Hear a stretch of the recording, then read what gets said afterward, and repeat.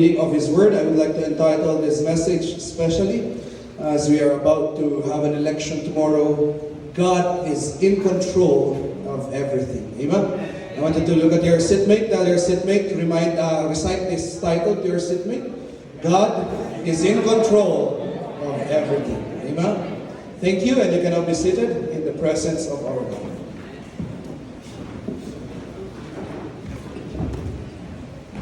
God is in control of everything.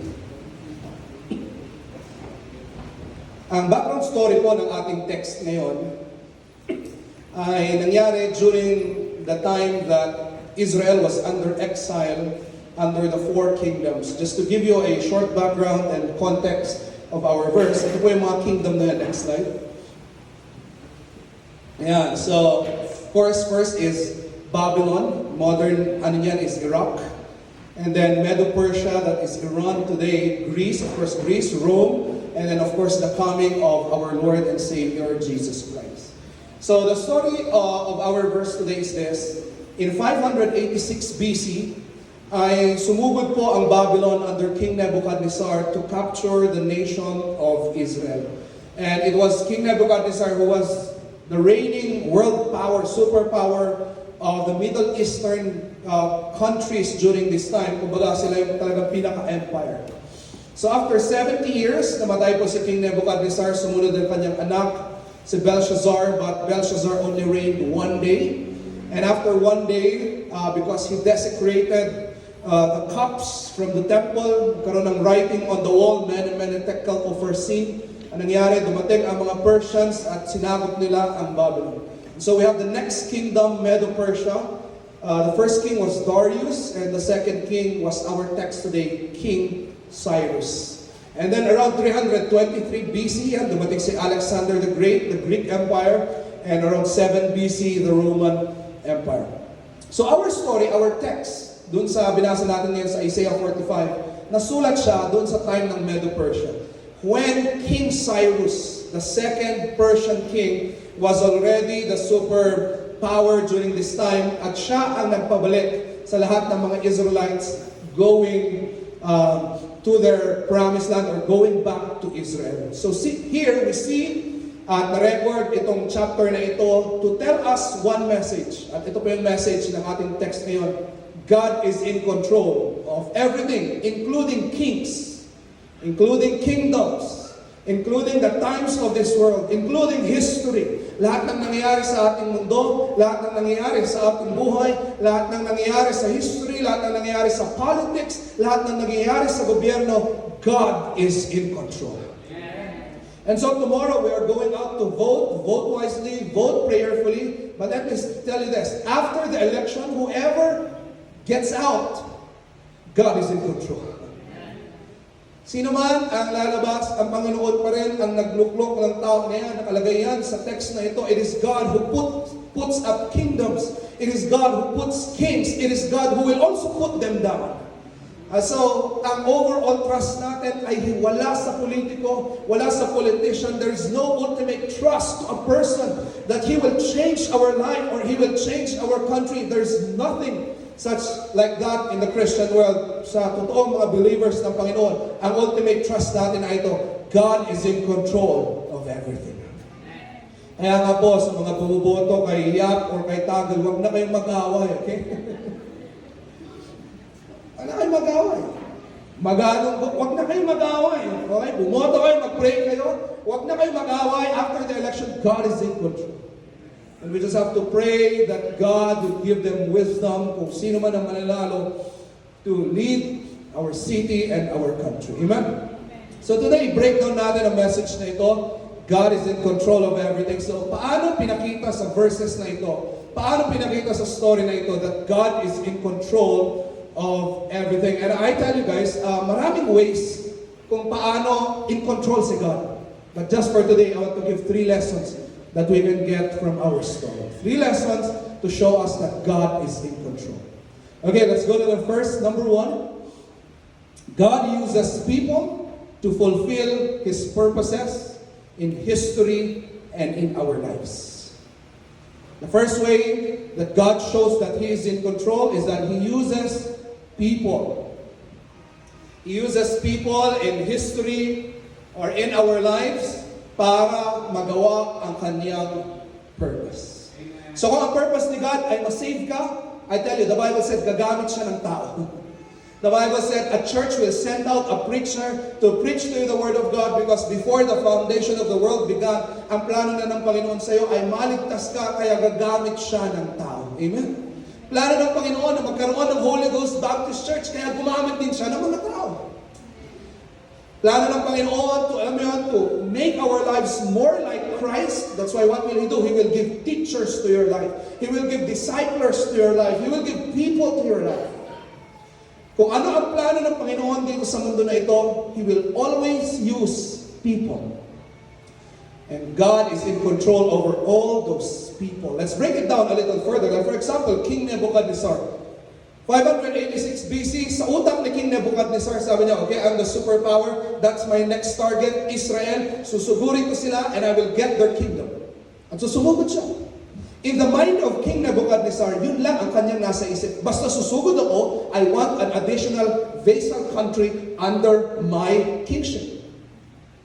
Pero little did he know na ang plano pala ng Panginoon ay ganito. Ang mga nation of Israel during this time ay malayo sila sa Panginoon.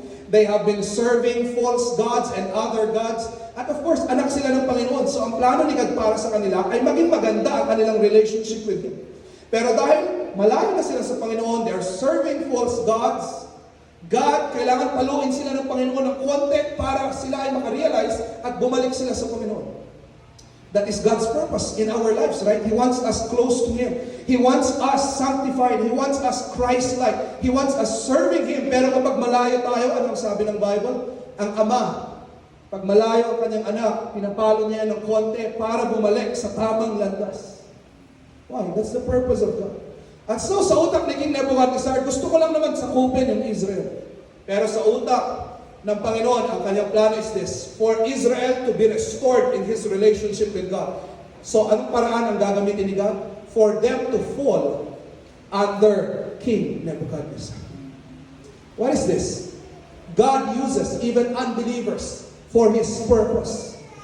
Kung ano ang plano ni God, He can use any king, any politician, para mangyari ang kanyang purpose. And then after that, ano po ang nangyari sa story? King Nebuchadnezzar, pumili siya ng mga bata. Sabi niya, kunin natin ang mga batang ito sa Israel. Yung mga matatalino, yung mga maabilidad, yung mga magagaling. Let's get Daniel, his friends, and other Jewish boys and bring them to Babylon so that they will serve. At so dinala sila doon. Malungkot yan. By the way, that's painful. That's a painful suffering. Imagine, kukunin ka from your homeland to bring you to a place. But let me tell you this, God is in control. At so anong gagawin ng Panginoon? Yung mga boys na yun, na kinuha ni King Nebuchadnezzar, God used those boys to be a blessing in a foreign land. That's why the Bible says sila, naging excellent sila, both in work and in character, and they became a blessing in a foreign land. And that is how good God is. Gagamitin niya tayo to be a blessing to other people. Why? God uses people. At nung habang andun sila, ano ang ginamit ng Panginoon? Ginamit ng Panginoon yung mga chismoso at mga inggitero ng mga Babylonians. And so itong mga chismoso at mga inggitero na ito, they start to see Daniel. Sabi lang, ano ba naman itong Daniel na ito? Siya ang napro-promote, siya ang foreigner dito, and yet siya ang napro-promote. And so dahil sa inggit nila, kay Daniel at sa kanyang tatlong friends, they went to King Nebuchadnezzar at sabi lang, King, itong tatlong bata na ito, Shadrach, Meshach, and Abednego, every time you blow the trumpet, they never bow down to worship the statue that you have set up. Kailangan parusahan mo sila. And so, walang nagawa si King Nebuchadnezzar, kundi itapon ang tatlong bata na ito in the burning fiery furnace. But you know the story, right? The Son of Man stood with them, hindi sila nasunog, and after that event, ano ang sinabi ni King Nebuchadnezzar? Ang tunay na Diyos ay ang Diyos ng tatlong bata na ito. And so he made a decree that for the whole empire, the true God is the God of the Jewish people. The true God is the God of Shadrach, Meshach, and Abednego. Imagine. A pagan empire, and the God that they respect is our God. All because gumamit si God ng mga bata, gumamit siya ng king, para sila ay ma-exile. Doon, gumamit siya ng mga tao, chismoso at mga inggitero para isumbong sila. Gumamit siya ng fiery furnace. All for His name's sake. Kaya nga dun sa verses na binabasa natin kanina, God said, I am the Lord your God. And gagamit siya ng kahit anong paraan, kahit sinong tao, para lang makilala ang kanyang pangalan.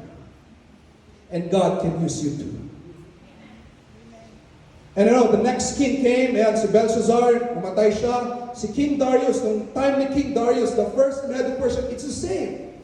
Yung mga chismoso at mga inggitero, pumunta sila kay King Darius, sabi lang, Darius, gumawa kaya tayo ng batas na pag may taong nagpipray sa ibang Diyos, bukod sa Diyos ng Medo-Persia, ay itatapon natin siya sa lion's den. So si King Darius, sure, let's make a law. He signed the law. At itong mga inggitero, sinumbong nila, King Darius, merong isang officer na laging nagpipray 3 times a day to his God in his window. Sino yan? Si Daniel. At so sinumbong nila si Daniel, walang nagawa si King Darius kundi itapon si Daniel sa lion's den. Natulog sila, kala nila patay na si Daniel. The next morning, the king went out at nung tinignan niya, wow, Daniel was alive. At anong ginawa ni King Darius? The same kagaya ni King Nebuchadnezzar. Gumawa siya ng decree. There is only one true God, the God of Daniel, and everyone will worship this God. At lahat ng tao na hindi mag-worship sa God na ito, siya itatapon sa lion's den. Imagine that. A very big empire, pagan empire, worshiping our God. All because He used people. Ginamit niya itong mga chismoso. Ginamit niya yung isang pagan king. At nung dumating si King Cyrus, the next king of the Medo-Persia, siya ang nag-declare, sabi niya, okay, dahil nire-respeto ng kingdom na ito, ang king ng mga Jews, this is my decree. Ang mga Jewish people, they can now go back to their country. At so, siya ang nag-decree na bumalik sila si Zerubbabel, first batch, second batch, Ezra, at bumalik si Nehemiah, third batch, at nabuo ulit ang nation of Israel. In fact, when Nehemiah was building the walls, si King Cyrus pa ang nagpadala ng mga simento at ng mga gamit para ma-build yung walls. What is this? A pagan king being used by God. Kaya ka sa verse 1 ng ating text kanina, next slide. If you would see this verse, sabi niyo, thus saith the Lord to His anointed, to Cyrus. Yung word na anointed, ang ibig sabihin niyan is separated for God. Yung word na anointed, ginagamit lang po yan sa anak ng Panginoon. If you're a Christian today, you are an anointed one. Hindi mo kailangan maging pare or maging pastor to be an anointed one. No. The fact that you're a Christian, the Holy Spirit is in your life, you are anointed. Amen? You are set apart by God. Ginagamit naman po ito para sa mga anak ng Panginoon. But look at this verse. Strange na ginamit siya sa isang unbeliever, sa isang pagan person, that Cyrus was set apart. Ibig sabihin, kahit hindi siya naniniwala sa Panginoon, God said, I'm setting you apart for a specific purpose, at ikaw ang hari na magpapabalik sa mga tao ko sa kanilang bansa. And so Cyrus was a very, historical good king. Dahil siya ang nagpabalik sa mga tao despite him being an unbeliever. What is this, guys? God uses anyone. People, kings, politicians, people in your workplaces, with your classmates. God will use them all to do His purpose in history, in this world, and in your life. God is just so good. Kaya nga, I will tell you this, okay? Kung may mga chismoso at mga taong naiingit sa'yo, hindi mo kailangan maging bitter. Why? God is using them to bring up the Christ-like character in you. Mas purpose yun ni God. Kung may mga tao in your life, imagine this, guys. God's plan for you is to develop the fruits of the Spirit in you. Love, joy, peace, long-suffering, patience, goodness, faith. Paano niya gagawin yun? He will bring people in your life to test your love, test your patience, test your joy. And He can use people. Why? Ganun kagaling si God. Para mangyari ang kanyang purpose, gagamit siya ng mga tao. And He will use anyone. Kaya nga, ang practical application dito, ito po, next slide. Ito po, next slide. The practical application is this: do not be bitter, because God is in control. And the moment you become bitter, I tell you, it will be hard for you to move forward. Kapag may mga tao sa buhay mo who hurt you, sinaktan ka nila, they abused you, I know it's painful, masakit, pero lagi mong isipin, God is in control. Hinayaan ko ng Panginoon, may lesson siya para sa amin. Hinayaan ko ng Panginoon, meron siyang leading na kakaiba sa aking buhay. Hinayaan ko ng Panginoon, it means He knows what is best for me. And so I will trust na hinayaan ko ng Panginoon for my best. Kahit hindi ko makita yung rason, I will trust God. And so I will not be bitter. I will forgive. I will cry. I will go for counseling. But I will forgive them and I will move forward with grace.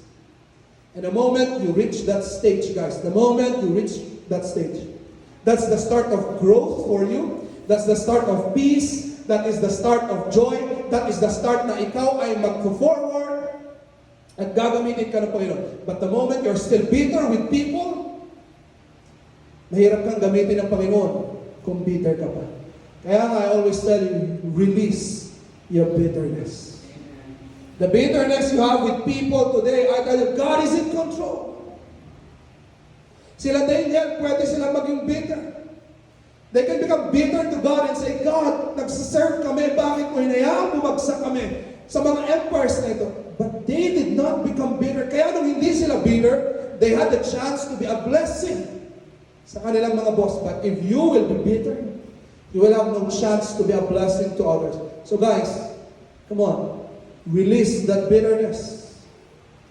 Whatever people did to you, alam ko masakit yan, kaya nga kailangan mong umiyak, kailangan mong mag-grieve, kailangan mong mag-mourn, kailangan pumunta ka sa akin, magkaroon tayo ng counseling, pumunta ka sa mga discipleship teachers dito sa church, magkaroon kayo ng counseling, i-process mo, i-process ninyo, pag-usapan ninyo yung grief, yung pain, kasi totoo yan. But after that, you have to forgive by the grace of God and to move forward by the grace of God para magamit ka ni God. And as long as you're harboring bitterness, mahirap kang mag-move forward. Another application for us here is this: daily ask God and seek God for opportunities to serve Him in your present circumstance. So, because God uses people, ang dapat lagi mong prayer ay ito, Lord, use me please. Lord, use me in school, use me at work, use me at home, use me at my relatives. And you know, it starts with a desire and it starts with a prayer. Kaya nga members, hindi nyo kailangan tanungin, Lord, paano ba ako maging blessing sa aking workplace or sa aking family or sa aming bahay? Huwag muna yan ang tanungin mo. Ang una mong tanungin, ang una mong gawin na ito. It should start with a desire and a prayer. That every day you are praying, Lord, can you please use me today? Lord, can you please use me at work today? Lord, can you please use me in my school today? Lord, can you use me in my friends today? Lord, can you please use me? It starts with a desire. And you know what? Kapag nagkaroon ka ng desire na ganoon, si God ang nagbibigay ng wisdom for you to be a blessing in that place. Why? Always remember this. God uses people. At tayo ang kanyang gagamitin para ang purpose na sa mundo mangyari. Kaya dapat lahat ng anak ng Panginoon, ganun ang prayer, Lord, use me. Lord, how can you use me here? Please use me. Here am I, Lord, send me. Laging ganun ang ating prayer. Why? Because God always uses people. And He will use you for His purpose in this world. Amen? You know, this week, hindi ko alam kung napansin niyo yung sinend ko dun sa ating chat group. Meron akong sinend doon ng mga reflections ng mga students. Ang galing na nangyari. Meron tayong isang teacher this week, last Sunday, di ba, I preached about worship. Making our work our worship. That was my preaching last week.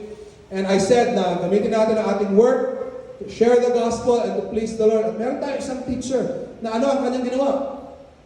Sabi niya, Pastor, sinend ko yung mga videos na pinopost mo sa Facebook, yung mga 1-minute videos mo. Sinend ko yan sa group chat ng aking mga students. I sent that and I said, okay, sa pag tayo ay ng quiz, magbibigay kayo ng reflection sa video na yan at meron kayong bonus points. What is that? It started with a desire. Lord, gamitin mo nga ako. I'm a teacher. Use me. At so yun ang kanyang nakita, yun ang pinakita ng Panginoon sa kanya na paraan kung paano siya maging blessing. And so, she sent all of my videos, may mga reflection yung mga students at nakita nyo din sa ating chat group. Ang gagaling, yung mga reflections, yung mga students about the gospel. That is one way that you can be a blessing wherever you are. So, members, it starts with you. Pray and desire, Lord, use me wherever I am. Gamitin mo ako, please. Lola ako, ano bang meron ako? Meron akong pera. Meron akong influence. Lord, gamitin mo nga ako maging blessing sa mga po. Ikaw ay businessman. You have time. You have influence. Then you start praying, Lord, can you please use me? Why? Because God uses people. Amen? Kaya nga dito sa verse na ito, ay dito sa third application, every person that God brings in your life is your mission field. Plant the seed of God's word. Always remember this, okay? Everyone whom God brings to your life is a mission field. Lahat ng mga nakikiharap sa clients dito ng mga members, every client is a mission field. Magtanim ka ng seed of God's word. Pag-pray mo siya, magbigay ka ng tracts, talk about God. Kahit mga simpleng paraan, just plant God's word. Ikaw ay teacher, it's the same. Plant God's word. Iniisip mo, these are my mission field. You don't need to be a pastor to do missions. You make the people around you your mission field. Amen? Sa lahat ng mga nanay dito, ang tingin mo sa anak mo, ganun eh. Hindi dapat ang tingin mo sa anak mo ROI. Okay, pag-aaralin ko to, someday mag-graduate, pag nag-retire na ako, siya naman ang hindi ganun yun. Ang iniisip mo pag parent ka, iniisip mo when you look at your child, this is a mission field. I'm gonna plant the word of God. You're working, you look at your workmates, you go to work, you go to school, and your reaction is this. This is my mission field. I will talk about God here. I will be a blessing here. I will, pray for these people. And that's how God will use you wherever you are. Sa ating mga young people, ganun din. Look at me, mga anak. Kayo, nasa stage kayo. Nagliligaw-ligawan kayo, nagkakaroon kayo ng mga crush, relationship. I want you to listen. Okay? Kapag nagdala ang Panginoon ng isang tao sa buhay mo, sige, sabihin natin, nagkaroon ka ng relationship, that is a mission field. And if you will ever enter into a relationship, dapat ganito ang iniisip. He is my mission field. She is my mission field. We will learn God's word together. We will become closer to God together. We will make each other better. We will serve God together. Si God ang focus ng ng relationship. So that whether kayo man or hindi, walang bitter. Pag naging kayo, praise God. Pag hindi naging kayo at nag-break kayo, at least walang bitter. Why? Because both of you are focused on God so much. And you brought out the best in each other. God gave you that relationship, not just for yourself, hindi yung parang kinikilig-kilig ka lang, no. He gave that as a mission field for you. And I want you to get this, single people, okay? The moment hindi ganon ang iyong mindset, pagpunta mo sa relationship, hinaluan mo yan ng premarital sex, hinaluan mo yan ng mga selfish motives para lang sa'yo, I tell you, both of you will self-destruct. So both of you will destroy each other. Both of you will become bitter, all because the goal of that relationship was not God. It's the same. Relationship, work, family, pare-parehas ng motive. Ano dapat ang motive? This is my mission field. I will do this for God. Amen. This is how God is in control. He uses everyone. And I want to point out something here, okay? Because many of you are working that your bosses are not Christians. That's okay. Be a blessing to them because God uses even unbelievers to bless His people. God uses even pagans to bless His people. Ganun ka-powerful si God. He is in control. Amen. The second lesson we can learn, so how is God in control? Pangalawa is this. He reigns over light and darkness, peace and evil. Nothing in your life is wasted. The second lesson, how can we see that God is in control? He reigns over light and darkness, peace and evil, and nothing in your life is wasted. Okay, ang hirap kong i-interpret ng verse na ito, but I want to draw you to one of the verses in our text. Isaiah 45 verse 7, I form the light and create darkness. I make peace and create evil. I, the Lord, do all these things.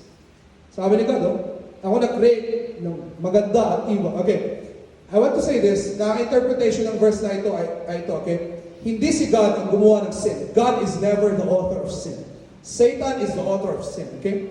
God did not create sin. Pero anong ibig sabihin ng verse na ito? And I create evil. Ang ibig sabihin nito is this. Despite sin, ito yung pinaka-word, okay? Despite. That's the main word. Despite sin, God can use that sin, use that evil thing for His purpose. Ang hirap i-reconcile, right? Hindi si God ang author ng sin, pero sa kabila, despite that sin, God is still in control, that He uses that sin for His purpose and glory. Okay, classic example, Judas Iscariot. Si Judas Iscariot, si God po ba ang nag-utos kay Judas Iscariot na, okay, Judas, ibenta mo si Jesus Christ, ha? Si God ba ang nag-utos kay Judas? Come on, members, help me there. Si God ba ang nag-utos kay Judas? Okay, answer is no. Judas rebelled against Jesus Christ. Judas did not believe in Jesus Christ. Kahit sekretary siya, kahit treasurer siya ni Jesus Christ, he did not believe. Kahit nakita niya yung mga miracles, he did not believe. Possible pala talaga yun, no? Kahit nasa church ka, even if you are serving, that your heart is still rebellious against God. That's very possible. And Judas, he did that. But it was not God who caused that. It was Judas. At pagbabayaran ni Judas yun, and the Bible says, Judas is in hell because he is an unbeliever. He did not believe Jesus as his Lord and Savior. That was his choice. But I want you to get this. Kahit po ganun ang nangyari, yung kanyang sin, yung kanyang pagbenta kay Jesus, yun ang ginamit ng Panginoon for Jesus to be crucified, for us to be saved. Amen? He is not the author of sin. Men sinned, but He used that sin for His greater purpose, and that is to crucify Jesus for the forgiveness of our sins.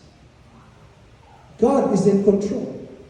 He did not cause evil, but He uses evil for His glory.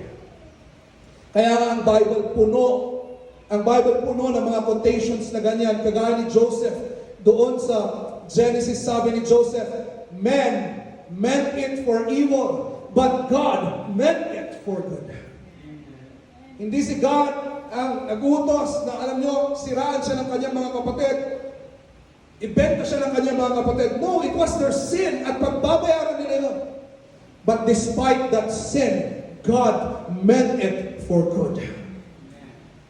And so, members, listen. If people starts to attack you, people starts to get envious about you, people starts to destroy you, hindi mo kailangan mag-revenge, hindi mo kailangan maging bitter. They meant it for evil, but God will mean it for good. Why? God is in control. Amen? Kaya nga po, look at this next slide. Ano ang blessings? Okay, so, gusto ko makita nyo lang to para ma-realize natin. Ano ang blessing na naging exile ang mga Israelite people? Walang maganda nung bumagsak sila sa Babylon at sa Persia. Walang maganda dun. In fact, if you would read the prophecy, many of them died, their women were raped, their kids were, became slaves, nasira ang kanilang temple, kinuha ang walang maganda. It was evil. But you know, after sinabi ni King Cyrus na pwede na kayong bumalik, doon natin makikita in history na merong naging magandang effect ang kanilang pagka-exile sa Babylon. At let me mention some of the blessings. Like for example, this one. Restoration of faithfulness and worship to God. Kung hindi sila bumagsak sa Babylon, they will never worship God. They were worshiping a lot of idols. Pero nung naging exile sila, nung nahuli sila after that, that's the time they realized, we need to worship God and we need to get back to God. And so praise God. Nakabalik sila. And that's one of the blessings of the exile. Ano yun? It was evil, but God meant it for good. Kaya nga sa ating mga anak, sa atin na mga anak ng Panginoon, godless members again. Kapag kayo ay malayo sa Panginoon, please, listen. Kapag kayo ay malayo sa Panginoon, dahil mahal ka ni God, sigurado papaluin ka din. Kasi nga mahal ka niya. And He doesn't want you to be far from Him. At so gagamit siya ng bagay na evil, either a failure, a breakup, kahit ano. A failure in your career, just to bring you back to worship Him. Why? God is in control. He wants you to be in a relationship with Him. Yun ang gusto ng Panginoon. And so what happens? He will use both the bad and the good circumstances. You know, I'll show you a very beautiful testimony. Nakarinig ako ng isang nanay na ito ang kanyang sinabi. Dumating yung time na ang prayer niya para sa kanyang anak ay ganito. Lord, sana ibagsak mo ang aking anak. At nung tinanong ko yung nanay, bakit ganun ang prayer? Simple lang. Para hindi yumabang yung aking anak. Para hindi siya maging mayabang, nakala niya magaling siya, nalalayo siya sa Panginoon. Nung narinig ko yun, sabi ko, wow, what a spiritual prayer. Lord, bagsak mo ang aking anak. Yabang na eh. Malayo na siya masyado sa inyo. Pwede bang turuan mo siya para lang ma-realize niya na kailangan ka niya? What a prayer. Did you get this? Why? Because ang pinaka-goal talaga is relationship with God. And God can use the bad things, those bad things, for a good thing to come up. And that is relationship with God. Ano pa ang mga blessing ng exile? For example, the second is the global reach of God's Word. Ito, napakaganda nito. Noong naging slaves yung mga Israelites, kinuha sila na exiles, at dahil doon nagkalat ang mga Jewish people sa buong empire, Iraq, Iran, Saudi Arabia, even in some parts of Asia, and then Asia Minor, Turkey, hanggang sa Europe, nagkalat ang mga Israelites. We call that the Jewish diaspora. Pag sinabi natin diaspora, those are the scattering of Jewish people. Because of the exile, nahiwalay, mga Jewish people yan. Maganda ba yan? Hindi maganda yan. Separation yun. Pero alam mo, yun ang ginamit ni God. Para nung nagka-separate na sila. Sila ang maging blessing sa lahat ng mga lugar na yun. And they used that to share the word of God. Kaya nga dumating si Apostle Paul in the New Testament. Nung nag-start ng missionary journey si Apostle Paul in the whole of Europe and Asia Minor, ano nangyari? Ano ang mga naabutan ni Apostle Paul sa mga lugar? The Jewish people who are in different places. And what caused that? What caused that? The answer? Ito, exile. Out from something bad came up something good for the spread of the gospel. What a blessing. You know, there was a story last year na nilabas ng Asia Baptist Clearinghouse na maraming diniport ng mga Filipino missionaries to China. Maganda ba yun o hindi? Hindi, right? Missionaries na mga Pilipino, nagpipreach ng gospel sa China, nahuli sila lahat, gumawa government, maraming napauwi, maraming na-deport. Hindi maganda yun. But you know what happened? Noong umuwi ang mga Filipino missionaries, the Chinese na mga nag-train nila, na mga na-soul winner nila, at mga nag-train nila, na mga members nila, the Chinese people started to step up. And they started to share the gospel to their fellow Chinese. At mas effective yun. Why? They can speak the native language. They know the culture. At so biglang nagkaroon ng spread. Kaya last year, naglabas sila ng report. Sabi nila, there are now 1 billion CBB. Ano yan? Chinese background believers. 1 billion Chinese background believers na mga naligtas, underground yung mga yan, hindi recognized sa mga churches, all because something bad happened, but God turned that something bad into something good. Why? God is in control. Nakikita niyo ba yung patutunguhan ko dito mga members? Dahil kayo, masyado kayo, marami tayong pinagdaanan na hindi magaganda. But God is in control. Another one language for the kingdom. This is very nice, guys. What? Dahil, okay, King Nebuchadnezzar, ang laki ng kanyang empire, okay, ang maging salita natin ay salita ng Babylonians. And so, so many countries speaking one language. Nung dumating ang mga Persians, we speak all language. Nung dumating si Alexander the Great, Greek, sabi niya, okay, we will speak one language for the entire kingdom, that is Greek.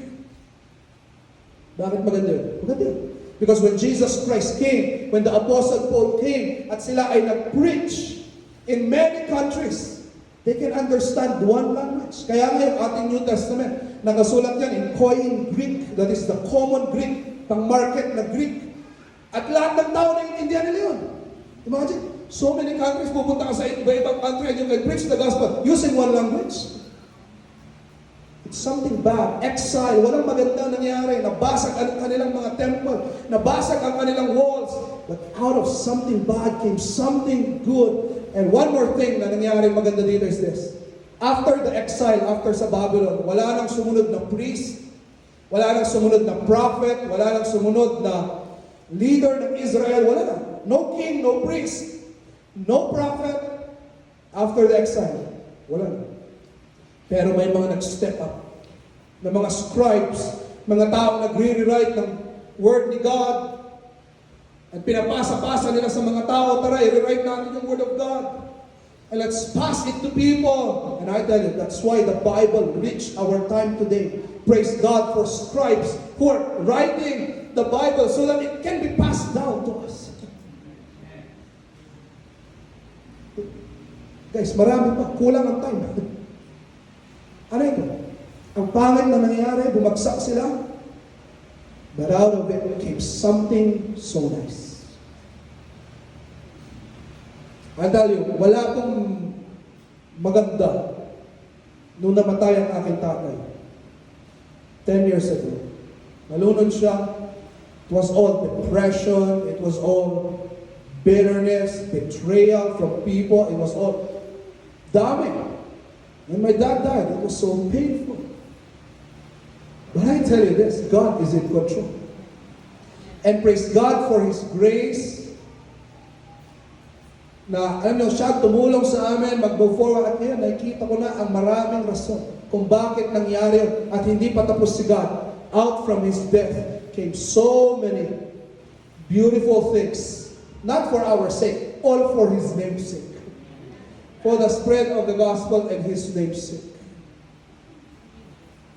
And I want you to listen, members. It's the same with the bad things that happen to your life. All the sufferings and the bad things that happen to you, kailangan i-process mo yan in the light of God's word. I-process mo yan sa mata ng Scripture. Kapag marami nangyari, you don't have to say, Pastor, wala na ata akong purpose sa mundo, wala na akong pag-asa, mag-suicide na lang kaya ako. Don't say that. Tignan mo ang salita ng Panginoon. Look at your suffering in the Scripture at sabihin mo, Lord, I know may plano ka dito. Meditate on Scripture, i-process mo yan. Yung mga sufferings na nangyayari sa'yo. Process that so that you can move forward. You can even turn it into your ministry. Kaya yung application ko dito, next slide. Next slide, come on. Every trial should lead, not lead to despair, but to deeper relationship with God. Please. Every suffering, every problem you have, ang reaction dapat is deeper relationship with God. And I want you to get this, yung second application ko dyan, okay? Isolation is not the key. Remember that, okay? Isolation and not self-sufficiency. Those are not the solution if you have problem. Okay, I'll tell you guys again, listen. Kapag tayo po ay nagkaroon ng problema or suffering, ganito ang immediate reaction. Magmumukmok, magtatago, mag-isolate, sasabihin mo, kaya-kaya ko ang aking sarili, hindi ko kayo kailangan, ang iyabang nyo, alis na nga ako. Ganun yung mga words natin. I tell you, isolation is not the answer. Every problem, dapat ganito ang ating reaction. In your knees, immediately. In your knees, pray to God. in the church asking for prayers. Dapat yun. When something, a suffering happens, hindi yung, ay nakakahiya, magtatago na nga ako. No! And by the way, members, okay, please, pag kayo ay nagkamali, nagkaroon kayo ng failure, nagkaroon kayo ng problema, huwag niyo sabihin, ay nakakahiya sa church. Nakakaya kay pastor, dagdag pa sa problema, huwag kayong mag-alala, trabaho mo talaga problemahan yung mga problema niyo. Okay, nakakaya sa church, huwag ko nang sabihin, huwag, no. Tapos ang reaction mo, hindi ka na mag-church, lalayo ka. That's not the solution. And by the way, church, if someone here fails, that's okay. Amen? Kapag yung katabi mo ngayon, nagkamali at nagkasala, it's not okay, of course, that is sin, may consequence yan. Pero you know, we will pray for him, we will restore him. And we will be a church who will be committed to do that. Kaya alam nyo, hindi kailangan mahiya. Come and say your prayer request, and together we will move forward. Kasi nga ang gusto natin, out from a bad experience, something good for the glory of God will come out. Amen? So yeah, isolation is not the answer. Okay, my third and last point. How can we know that God is in control? Number 3 is this. God is the potter. We are the clay. Trust His sovereign shaping of our lives. God is the potter. We are the clay. And you know, He shapes us. And we can get this verse from verse 9, the last verse na ating binasa kanina. Okay, sabi ng verse, woe to him who argues, or sa King James, who strives with his maker. Sabi ng Bible, kawawa daw ang tao na nakikipag-argue sa Panginoon. And church, huwag na kayong makipag-argue sa Panginoon. It will rob you of your joy and peace at di maganda. Ito na lang ang isipin mo. Si God, meron siyang sariling forma para sa iyo. Kasi di ba ang pattern sa clay? By the way, na-try niyo na po ba ang mag-pot making? My wife and I tried it when we went to La Union. Ganda. Talagang kahit anong shape. Buuin mo kahit anong gusto mo, kahit anong itsura, kahit mukhang... Kahit ano. Why? You are the potter. At ito ang tanong, pwede bang magreklamo yung clay? Wala siyang magawa. Eh yun ang gusto ng potter eh. And so you mold it. Okay, get this guys, okay? God molded us differently. And so do not strive or do not argue with how God has formed your life, because He is the potter, you are the clay. At sabihin mo na lang, Lord, ganito ang pagka-shape mo sa akin, gamitin mo ako in my own shape. That's it. Hindi mo kailangan mainggit dyan sa katabi mo. Hindi mo kailangan mainggit sa mga ibang tao. You don't have to say, God, Lord, bakit naman sa pamilyang to mo ako nilagay? Lord, bakit naman sa bansang to mo akong nilagay? Pilipinas, ang hirap mong mahalin. Hindi ganun yun eh. You don't have to complain, Lord, bakit sa Pilipinas mo ako lagay? Ito lang ang solusyon yan, nilagay ka ng Panginoon sa Pilipinas. Kasi dito kanya gustong maging blessing. God is the potter, we are the clay. Lord, bakit ganito ang inom ko? Bakit ganito ang height ko? Bakit ganito ang aking family? Bakit ganito ang aking situation? Bakit ako pinanganak na mahirap? Bakit ako pinanganak na may sakit? Bakit ako pinanganak na ganito ang aking deficiency? Why has this thing happened in my life? Bakit ganito ang aking mga relationship? Sabi ng Bible, kawawa ka lang. There is great destruction for you. That's your attitude. You're always questioning God, Lord, bakit? And you know, ang ganda ng verse, ang lalim ng kasunod niyang phrase, sabi niya, let the potsherd, pag sinabi natin potsherd, broken pieces ng vase. Sabi niya, let the potsherd strive with the potsherd of the earth, and not with God. Shall the clay say to him who forms it, what are you making? Or shall your handiwork say he has no hands? Okay, ito po yun. Yung term na let the potsherd, ang sinasabi dyan is this, ikaw ay broken pieces lamang. Tayong mga tao, we are just broken pieces. May karapatan ba tayo sabihin, Lord, bakit ganito lang ang aking buhay? Bakit ganito ang nangyari? None. Because we are just broken pieces, good for nothing. Dapat ang prayer natin ay ganito, Lord, I'm just a broken piece. Can you make something good out of a broken piece? Magkaiba yun, rather than saying, Lord, I don't deserve this. I don't deserve this family. I don't deserve pinanganak ko mahirap. I don't deserve these things na meron ako. You're just a broken piece, good for nothing. Bakit ka nagre-reklamo sa maker? Huwag kang magreklamo, instead magmakaawa ka, sabihin mo, Lord, ako ay isang broken piece lamang. Can you make something good out of me? And God will say, fine.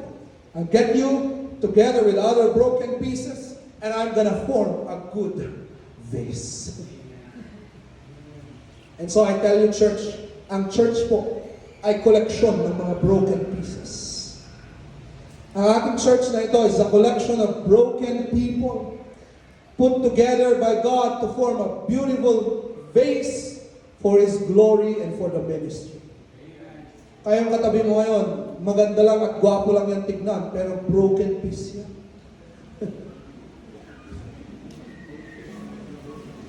At sama-sama tayo ilalagay ng Panginoon sa isa to form one beautiful vase for His glory and honor. Kaya nga, guys, huwag ka na mag-complain sa Panginoon. Bakit ganito? Bakit ganito? Instead, you beg God, Lord, pwede bang sa kabila nito na meron ako, gagamitin mo pa rin ako. Kaya look at the last phrases. Shall the clay say to him who forms it? Shall the clay say to God, what are you making, Lord? Ano bang pinagagawa mo sa buhay ko? Bakit ang pangit ng buhay ko? Don't. Huwag mo sabihin, Lord, wala ka bang kamay? Ibig sabihin yan, Lord, wala ka bang power? Wala ka bang lakas, Panginoon? Bakit ganito lang binigay mo sa akin? No. Do not complain. Instead, beg God, Lord, show me the reason kung bakit ganito ang nangyari sa akin. And next slide, here are some practical applications for us. Kapag ikaw ay lagi nagre-reklamo sa Panginoon, it will disturb your peace, your trust, mawawalan, it will harden your heart, it will delay your spiritual growth, it will cloud your spiritual vision, it will hinder your worship and intimacy with God. Bakit? Galit ka sa Panginoon. At dahil galit ka kay God, it will hinder your relationship with Him. Hindi ka niya magamit. All because you're angry with God. So drop that anger. Sabihin mo, Lord, I'm a broken piece. Please, use me despite me being a broken piece. You are the potter. I'm just the clay. Amen, church? Okay, as I end, I want to share to you this song. Very beautiful song. Next slide. Ito, ang ganda na song ito. Have thine own way, Lord. At very interesting po itong story na ito because of the author and the background story of this song. Yung sumulat po nito ay si Adelaide Pollard. At ang story dito is this. Si Adelaide Pollard po ay ever since siya ay bata, ang kanyang desire at prayer talaga ay maging missionary sa Africa. Babae siya. But she really wants to be a missionary to Africa. So ano ang ginawa ni Adelaide Pollard? Buong buhay niya pinaghandaan niya mula nung bata siya, nag-aral siya ng mga musical instruments. Nung siya ay nag-college, pumunta siya sa seminary, hindi siya nag-aral ng ibang course, ay nag-seminary because she's preparing to be a missionary. She went for deputation. By the way, alam niyo ba yung term na yun? Umikot siya sa mga churches para humingi ng tulong at support para makapunta siya sa Africa. Hindi siya nagkaroon ng ibang trabaho kasi nga, ang goal niya talaga, I want to be a missionary to Africa. So, yun ang pinaka-goal niya. So, she dropped everything just for this goal. And then, nung malapit na siya pumunta sa Africa, this is what happened. She got sick. That the mission board assessed her medical records. At sabi nila, sorry Adelaide, we cannot allow you to go. And imagine that, yun ang inambisyon mo. At by the way, hindi pangit ang kanyang ambisyon. Hindi selfish ang kanyang ambisyon. It's a very godly ambition. A lady missionary to Africa. At yun ang kanya naging pinaka-goal ministry. But then, God did not allow it. Siya ay naging sickly, hindi siya pinayagan. That's why dahil wala siyang trabaho, she went back home, and she became a hymn writer. She wrote 100 hymns, I think. At isa sa pinakaunang hymns na sinulat niya nung siya ay bumalik ay ito, Have Thine Own Way, Lord. Sabi niya dyan, Have Thine Own Way, Lord, have Thine own way. Thou art the potter. I am the clay. And I want you to get this, Christians. Bless this. Every suffering that happens to your life, every suffering, immediately, go to God in prayer and tell God, Lord, you are the potter, I am the clay. Kung ito ang will mo para sa akin, I am taking the lessons, pinakuha ko ang lahat ng wisdom at lesson na akin natututunan. I will worship you more, I will be closer to you, I will move forward with grace. Magpapagamit pa rin ako sa Panginoon. Please, gamitin mo pa rin. It should be the immediate reaction of all of us. May pinagpipray ka, Lord, ito ang gusto mong pangarap, and then suddenly, hindi mo nakuha. Don't be depressed, don't be in despair. Immediately tell God, Lord, have your own way. You are the potter, I am the clay. Have your own way. Immediately, magpipray ka, mag-a-adjust ka. I-a-adjust mo yung mga plano mo dun sa leading ni God. And you will adjust. Why? It's God who is leading your life. Hindi ka magiging depressed, hindi mo ipipilit, susunod ka sa leading ni God. Why? God knows what is best for you. At lagi nyo tatandaan to. Pag di mo nakuha ang gusto mo, hindi mo nakuha ang pinagpipray mo, hindi mo nakuha ang ambisyon mo, don't you think that your ambition is better than the plan of God? God's ways are higher than our ways. And so if you did not get something, God, that's a better path for you. Why? Because God is wiser. And so hindi mo kailangan maging bitter. You just have to tell God, Lord, have thine own way. Lead me, form me. I will follow. Amen? You know this song, right? Have thine own way, Lord. Have thine own way. Thou art the potter, I am the clay. Mold me and make me after thy will, what I am waiting, yeah.